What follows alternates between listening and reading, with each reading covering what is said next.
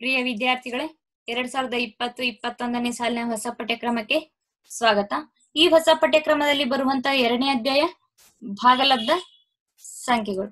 ಈ ಭಾಗಲಬ್ಧ ಸಂಖ್ಯೆಗಳ ಅಧ್ಯಾಯದಲ್ಲಿ ನಾವೀಗ ಏನ್ ಮಾಡೋಣ, ಅಭ್ಯಾಸ 2.1 ಅನ್ನ ಬಿಡಿಸೋಣ. ಅಭ್ಯಾಸ 2.1 ಸೂಕ್ತ ನಿಯಮವನ್ನು ಬಳಸಿ ಬೆಲೆ ಕಂಡುಹಿಡಿಯಿರಿ. ಮೊದಲನೇ ಪ್ರಶ್ನೆ ಏನು? ಸೂಕ್ತ ನಿಯಮವನ್ನು ಬಳಸಿ ಬೆಲೆ ಕಂಡುಹಿಡಿಯಿರಿ. ಸೂಕ್ತ ನಿಯಮಗಳು ಯಾವುವು ನೆನಪದಾವ? ನಾ ಲಾಸ್ಟ್ ವಿಡಿಯೋದಲ್ಲಿ ನಿಮ್ಗೆ ಏನ್ ಮಾಡಿದ್ದೆ ಹೇಳಿದ್ದೆ. ಯಾವ ನಿಯಮಗಳಂದ್ರೆ ಪರಿವರ್ತನೆ ನಿಯಮ ಮತ್ತು ಸಹವರ್ತನೆ ನಿಯಮ. ಆ ಎರಡೂ ನಿಯಮಗಳನ್ನ ನಾವೀಗ ಏನ್ ಮಾಡೋಣ, ಇಲ್ಲಿ ಚೆಕ್ ಮಾಡೋಣ. ಪ್ರಶ್ನೆಗಳಿಗೆ ಯಾವ ನಿಯಮ ಅಪ್ಲೈ ಆಗುತ್ತನ್ನ ಕಂಡುಹಿಡಿಯೋಣ. ಈಗ ಇಲ್ಲಿ ನೋಡ್ರಿ, 2/5 ಇಂಟು -3/7 -1/6 ಇಂಟು 3/2 ಪ್ಲಸ್ 1/14 ಇಂಟು 2/2 2/5. ಇಲ್ಲಿ ಏನೈತಿ, ಒಂದು ಪ್ರಶ್ನೆ ಐತಿ. ಈ ಪ್ರಶ್ನೆಗೆ ನಾವು ಯಾವ ನಿಯಮ ಅಪ್ಲೈ ಮಾಡ್ಬೋದನ್ನ ಏನ್ ಮಾಡ್ಬೇಕು, ಥಿಂಕ್ ಮಾಡ್ಬೇಕು. ಈ ಪ್ರಶ್ನೆಗೆ ಯಾವ ನಿಯಮ ಬರ್ತೈತಿ? ಪರಿವರ್ತನೀಯ ನಿಯಮ ಬರ್ತೈತಿ. ಹಾಗಾದ್ರೆ ಇಲ್ಲಿ ನೋಡ್ರಿ, ಪ್ರಶ್ನೆಯನ್ನ ಸರಿಯಾಗಿ ನೋಡ್ರಿ. 2/5 ಮತ್ತು 2/5 ಎಷ್ಟದಾವ್? 2 ಅದಾವ್. ಹಾಗಾದ್ರೆ ಇಲ್ಲಿ ಏನ್ ಮಾಡ್ಬೇಕು, 2/5 ಅನ್ನ ಕಾಮನ್ ತಕೋಬೇಕು. ಕಾಮನ್ ಅಂದ್ರೆ ಗೊತ್ತಲ್ಲ, ಕಾಮನ್ ಅಂದ್ರೆ ಏನಂದ್ರ ಇಲ್ಲಿ 2 ಅದಾವಲ್ಲ, ಇದ್ರ ಬದ್ಲಿ ನಾವ್ ಏನ್ ಮಾಡ್ಬೇಕು, ಒಂದನ್ನ ಮಾತ್ರ ತಕೋಬೇಕು. 2 ಅದಾವು, ಅದ್ರ ಬದ್ಲಿ ಒಂದ ತಕೊಂಡ ನಾವ್ ಏನ್ ಮಾಡ್ಬೇಕು, ಲೆಕ್ಕವನ್ನ ಬಿಡಿಸ್ಬೇಕು. ಈಗ ನೋಡ್ರಿ, 2/5 ಕಾಮನ್ ತಕೊಂಡ್ರೆ ಉಳಿತೇನ? 2/5 ಒಂದ ಕಾಮನ್ ತಕೊಂಡ್ಬಿಡುದು ಹೊರಗ. ಇಲ್ಲೇನ್ ಉಳಿತ್ ನಮ್ಗ? -3/7 ಪ್ಲಸ್ 1/14 ಹೌದಾ, -1/6 ಇಂಟು 3/2. ಇಷ್ಟು ಉಳಿತಲ್ಲ ನಮ್ಗೆ. ಈಗ ಇಲ್ಲಿ ಏನ್ ಮಾಡ್ಬೇಕು, ಇದಂದ್ರು ಭಿನ್ನ ರಾಶಿಗಳ ಸಂಕಲನ ಮಾಡ್ಬೇಕು. ಈಗ ನೋಡ್ರಿ, 3 3 ಕಡ್ತ ಹೋತಲ್ಲ, ಇಲ್ಲಿ 1/2 ಉಳಿತು. ಇದನ್ನ ಏನ್ ಮಾಡಕ್ಕಾಗಲ್ಲ, ಕಡ್ತಾ ಹೊಡ್ಯಾಕಾಗಲ್ಲ. ಈಗ 7 ಮತ್ತು 14 ಐತಿ, ಇಲ್ಲಿ ಇವುಗಳ ಲಸ ತಕೋಬೇಕು. 7 ಮತ್ತು 14 7 1 7 2 2 1 ಹೌದಲ್ಲ. 7 ಇಂಟು 2 7 7 14 ಬಂತು. ಹಾಗಾದ್ರೆ ಇಲ್ಲಿ ನೋಡ್ರಿ, 2/5 ಹೌದಾ, 2/5 ಇಂಟು -3/7 7 ಎಷ್ಟಲಿ 14 7 2 14 ಪ್ಲಸ್ 1/4 ಇಂಟು 1 14 1 14 -1/2 ಇಂಟು 1/2. ಯಾಕೆ ಇಲ್ಲಿ ನೋಡ್ರಿ, ಕಡ್ತಾ ಹೊಡೆದಿಂದ ನನ್ಗೆ ಏನ್ ಉಳಿದಿತ್ತು, 1/2 ಉಳಿದಿತ್ತು. ಇಲ್ಲೇನು 1/2 ಉಳಿತದ. ಅದನ್ನ ಏನ್ ಮಾಡಿದೆ, ಹಂಗ ಬರ್ದೆ. 2/5 into minus plus into minus minus ಆಗುತ್ತ. 3 7 6 ಪ್ಲಸ್ 1 1 1 ಡಿವೈಡೆಡ್ ಬೈ 14. ಲಸ ಏನೈತಿ, 14 ಐತಿ. ಹಾಗಾಗಿ ಛೇದದಾಗ ನಾ ಏನ್ ಬರ್ದೆ, 14 ಬರ್ದೆ. ಮೈನಸ್ 1 1 1 2 7 4. ಈಗ ಇದನ್ನ ಏನ್ ಮಾಡೋಣ್ರಿ, ಸಿಂಪ್ಲಿಫೈ ಮಾಡ್ಕೊಂಡ್ರಿ.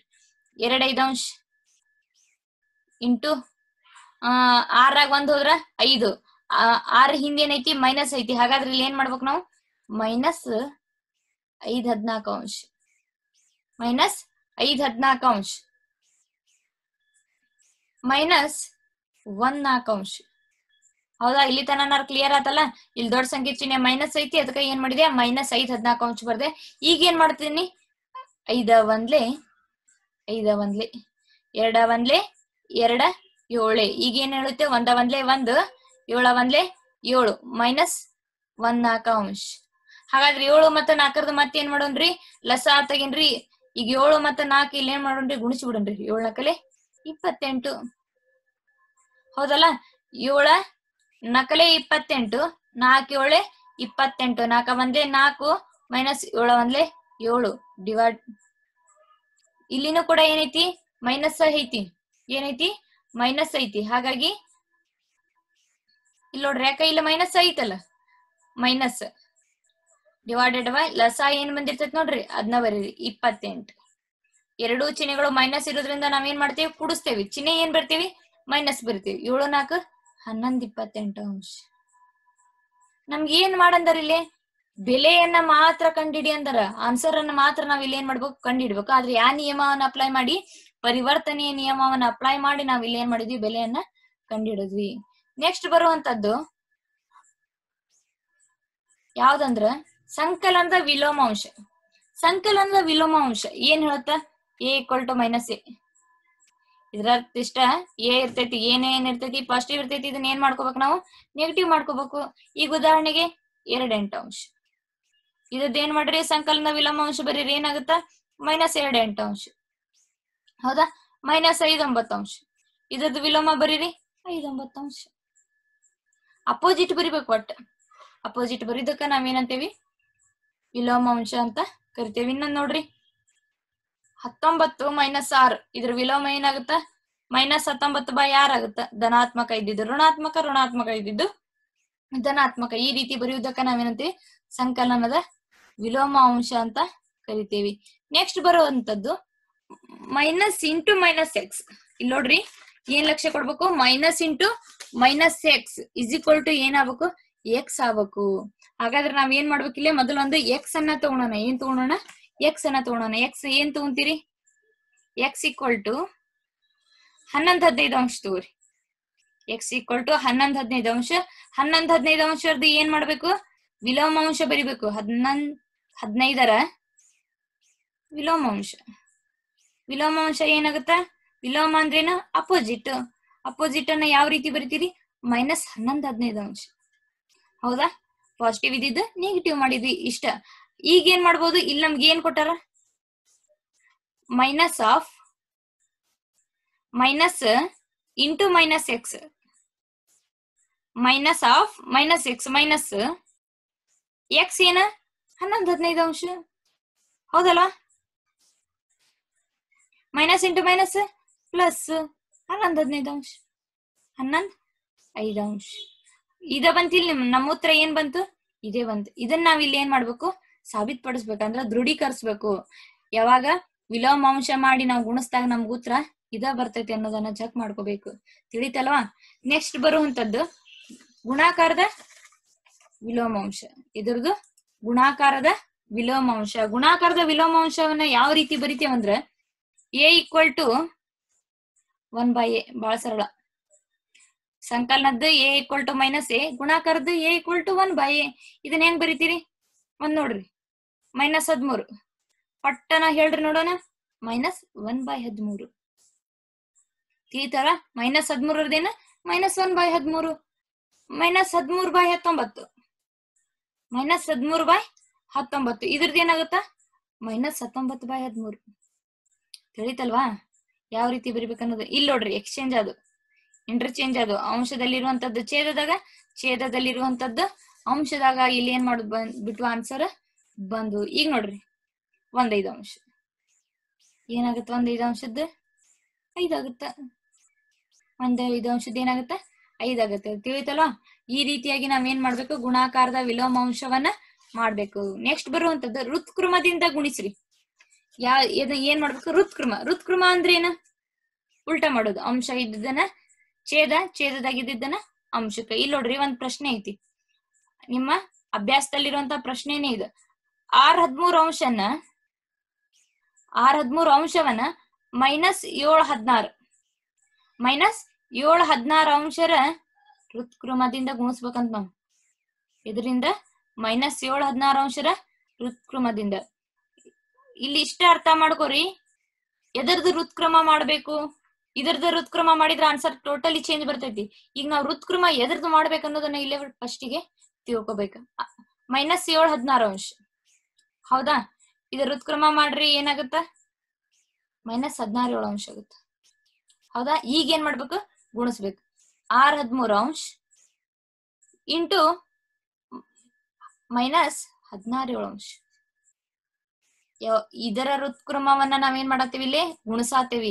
ಈಗ ನೋಡ್ರಿ ಯಾವ್ದಾದ್ರು ಕಡ್ತ ಹೋಗುತ್ತಾನೆ, ಇಲ್ಲ ಹೋಗುದಿಲ್ಲ. ಹಾಗಾದ್ರೆ ಏನ್ ಮಾಡ್ಬೇಕು, ಪ್ಲಸ್ ಇಂಟು ಮೈನಸ್, -16 96.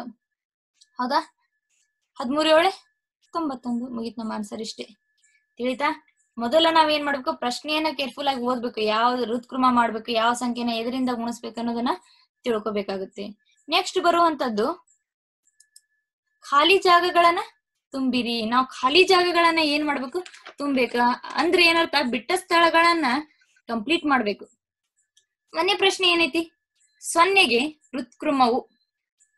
0ಗೆ ಹೃತ್ಕ್ರಮ ಇರ್ತೈತೆ. 0ಗೆ ಹೃತ್ಕ್ರಮ ಇರುವುದಿಲ್ಲ. ಏನ್ ಮಾಡ್ಬೇಕು, ಇರುವುದಿಲ್ಲ ಅಂತ ಬರಿಬೇಕು. ಸೊನ್ನೆಗೆ ಋತ್ಕ್ರಮ ಏನಾಗುದಿಲ್ಲ, ಇರುವುದಿಲ್ಲ. ಯಾಕ? ಸೊನ್ನೆ ಏನಾಗಿ ಬರಿತೀರಿ? ಸೊನ್ನೆ ಅದು ಕಾನ್ಸ್ಟೆಂಟ್, ಅದೇನದ ಕಾನ್ಸ್ಟೆಂಟ್ ಅದ, ಅದನ್ನ ಋತ್ಕ್ರಮ ಮಾಡಾಕ ಬರುದಿಲ್ಲ. ಸಂಖ್ಯೆಗಳಾದ ಡ್ಯಾಶ್ ಮತ್ತು ಡ್ಯಾಶ್ ಗಳಿಗೆ ತಾವೇ ಋತ್ಕ್ರಮಗಳು. ಎರಡು ಸಂಖ್ಯೆಗಳದ, ಅದಕ್ಕ ಅದ ಏನ ಋತ್ಕ್ರಮ. ಅರ್ಥ ಏನ? 1 ಮತ್ತ -1 ಬರಿಬೋದಲ್ಲ. ನೋಡ್ರಿ, 1 ಮತ್ತು 1 ತಾವ ಅವೇನು ಋತ್ಕ್ರಮಗಳು. ಅವುಗಳನ್ನ ಏನ್ ಮಾಡಕ್ಕಾಗಲ್ಲ, ಚೇಂಜ್ ಮಾಡಕ್ಕಾಗಲ್ಲ. ಹಾಗಾದ್ರೆ ನೆಕ್ಸ್ಟ್ ಕ್ವಶನ್ ಏನೈತಿ? -5ರ ಋತ್ಕ್ರಮ. -5 ಇದನ್ನ ಯಾವ ರೀತಿ ಋತ್ಕ್ರಮ ಮಾಡ್ತೀರಿ? ಇಲ್ಲಿ ಏನಿರ್ಲ ಅಂತ ಕೆಳಗೆ ಏನಿರ್ತೈತಿ? 1 ಇರ್ತೈತಿ. ಇದನ್ನ ಋತ್ಕ್ರಮ ಮಾಡಿದಾಗ ಏನಾಗುತ್ತ? 1 5 ಆಗುತ್ತ. ಋತ್ಕ್ರಮ ಅಂದ್ರ ನಾ ಹೇಳೇನೆ, ಅಂಶ ಛೇದಾಗ ಛೇದ ಇದ್ದಿದ್ದು ಅಂಶದಾಗ. ಇಲ್ಲಿ ಏನ್ ಬರಿಬಹುದು ನಾವೀಗ? -1 5 ಬರಿಬಹುದು. -1 5 ಬರಿಬಹುದು. ತಿಳಿತಲ್ವಾ? ನೆಕ್ಸ್ಟ್ ಕ್ವಶನ್ ನೋಡ್ರಿ, 1/x. ಇಲ್ಲಿ x is not equal to 0. x ಏನಿರ್ಬಾರ್ದು, ಇಲ್ಲಿ 0 ಇರಬಾರ್ದು. ಹಾಗಾದ್ರೆ ಇದ್ರದ್ದು ಏನ್ ಬರಿಬೇಕು? ಋತ್ಕ್ರಮ ಬರಿಬೇಕು. ಏನಾಗುತ್ತ? x ಆಗುತ್ತ. ಹೆಂಗ? ಇಲ್ಲಿ ನೋಡ್ರಿ, -5/1 ಇದ್ದಿದ್ದು 1 5 ಆತ. 1/x ಇದ್ದಿದ್ದು ಏನಾಗುತ್ತ? x ಆಗುತ್ತ. ಕೆಳಗೆ ಏನಿಲ್ಲ ಅಂದ್ರೆ ಏನ್ ಇರ್ತೈತಿ? 1 ಇದ್ದೇ ಇರ್ತೈತಿ. ಅದಕ್ಕೆ ನಾವೇನ್ ಮಾಡ್ಬೇಕು? x ಅನ್ನ ಬರಿಬೇಕು. ಇಲ್ಲಿ ನೋಡ್ರಿ, ನೆಕ್ಸ್ಟ್ ಕ್ವಶನ್, 2 ಭಾಗಲಬ್ಧ ಸಂಖ್ಯೆಗಳ ಗುಣಲಬ್ಧವು ಯಾವಾಗಲೂ ಏನಾಗಿರ್ತೈತಿ? 2 ಭಾಗಲಬ್ಧ ಸಂಖ್ಯೆಗಳನ್ನ ತಗೊಂತೀವಿ, ಅವನು ಗುಣಿಸ್ತೇವಿ, ಆನ್ಸರ್ ಏನ್ ಬರ್ತೈತಿ? ಭಾಗಲಬ್ಧ ಸಂಖ್ಯೆನ ಬರ್ತೈತಿ. ಬರ್ತಲ್ವಾ? ಟ್ರೈ ಮಾಡಿ ನೋಡ್ರಿ. 2 ಭಾಗಲಬ್ಧ ಸಂಖ್ಯೆಗಳನ್ನ ತಗೋರಿ. ಉದಾಹರಣೆಗೆ ಅವುಗಳನ್ನ ಈಗ ನಾ ಇಲ್ಲೇ ಒಂದ್ ಸಣ್ಣ ಆಯ್ತು ಅಂತ 2 3 ಇಂಟು 5 ಇವನ್ನ 2 ಭಾಗಲಬ್ಧ ಸಂಖ್ಯೆಗಳಂತ ಕನ್ಸಿಡರ್ ಮಾಡ್ತೀರಾ? ಹಾಗಾದ್ರೆ ಇದನ್ನ ಕುಣಿಸ್ರಿ. 5 ಏಳೆ 10, 6 ಮೂರ್ಲೆ 18. ಆನ್ಸರ್ ಏನ್ ಬಂತು? ಭಾಗಲಬ್ಧ ಸಂಖ್ಯೆನೇ ಬಂತಲ್ಲ. ಹಾಗಾದ್ರೆ 2 ಭಾಗಲಬ್ಧ ಸಂಖ್ಯೆಗಳ ಗುಣಲಬ್ಧವು ಯಾವಾಗಲೂ ಏನಾಗಿರ್ತೈತಿ? ಭಾಗಲಬ್ಧ ಸಂಖ್ಯೆಯೇ ಕೂಡ ಆಗಿರ್ತೈತಿ. ತಿಳಿತಲ್ವಾ? ನೆಕ್ಸ್ಟ್ ಕ್ವಶನ್, ಧನ ಭಾಗಲಬ್ಧ ಸಂಖ್ಯೆಯ ಋತ್ಕ್ರಮವು. ಧನ ಭಾಗಲಬ್ಧ ಸಂಖ್ಯೆಯ ಋತ್ಕ್ರಮವು ಏನಾಗಿರ್ತೈತಿ? ಧನ ಭಾಗಲಬ್ಧ ಸಂಖ್ಯೆನ ಹಾಕಿರ್ತಿ. 2 ಪಾಸಿಟಿವ್ ಅದಾವಂದ್ರ ಆನ್ಸರ್ ಕೂಡ ಏನ್ ಬರ್ತೈತಿ? ಪಾಸಿಟಿವ್ ಬರ್ತೈತಿ. ಧನ ಭಾಗಲಬ್ಧ ಸಂಖ್ಯೆನ ಏನಾಗತ್ತಿಲ್ಲ ಆಗುತ್ತ. ಇಲ್ಲಿ ಏನಾಗುತ್ತಂದ್ರೆ, ಈ ಗಣಿತವನ್ನ ನಾವು ಕಲಿಯಬೇಕಾದ್ರ ನಾವ್ 1 ಲೆಕ್ಕ ಮಾಡಿದ್ರೆ ನೀವು ಅರ್ಧ ಮಾಡ್ಬಾರ್ದು. ನಾನು ಇಲ್ಲಿ 1 ಲೆಕ್ಕವನ್ನ ಮಾಡಿದ್ರೆ ನೀವು ಅದರಿಂದ 2 ಮತ್ತು 3 ಲೆಕ್ಕಗಳನ್ನ ಮಾತ್ರ ಇಲ್ಲಿ ಏನಾಗುತ್ತ ತಿಳಿತೈತಿ.